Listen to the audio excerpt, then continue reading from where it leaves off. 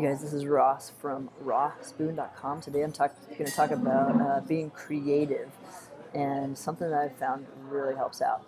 So I was talking to a girl the other day who said that she feels like she's really creative, but she just can't figure out what she wanted to make.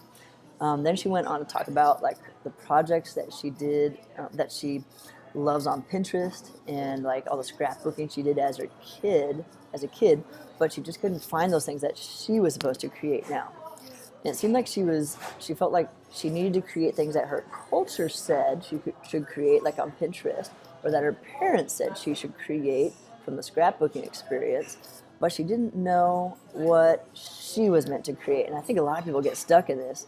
So here, after thinking about that, is what I think maybe one solution to this kind of block could be. So about the same time that I was talking to this girl in my life, I was thinking about my resistance to conforming. I think I fall on the opposite side of the spectrum, whereas I'm not too scared anymore of what people will think of me if I do this or do that or just be me. I just love being me. Some people think I'm weird. A lot of people think I'm weird, but it's so fun, and it helps me create. So I remember when my dad told me a long time ago, he's like, in frustration, he said, Ross, sometimes I feel like you try to be different just to be different. You try to do things differently just to do them differently. And at first I thought, that's a good point. Maybe I should adjust that. But then I thought, wait a second. I feel like my goal here in this world, since my gifting is creativity, is to bring new ways of doing things to the world and trying everything out in a new way. And if it works, we'll go with it, and maybe people will learn that it's great for them too. I wonder if I'm like Enneagram type 4, that's a personality type that is afraid of conforming.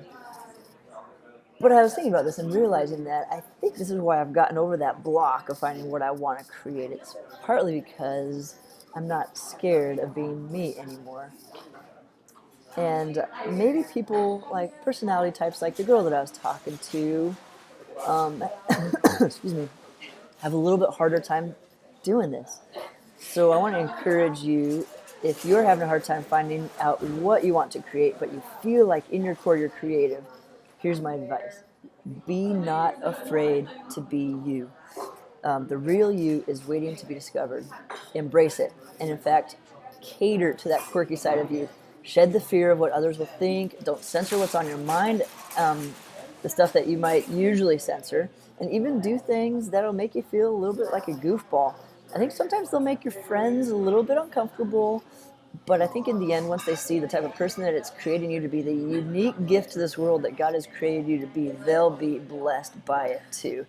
And then, as this side of you comes out, start listening to your deep down creative voice.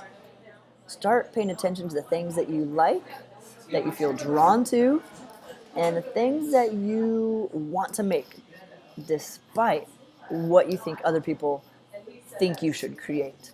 And then go for it. And then your friends and your community and the world, I think, will be blessed by all the beautiful things you can create, started by the inspiration of just finding your core and not being scared of what other people, of who other people think you should be. Go and be fruitful, be creative.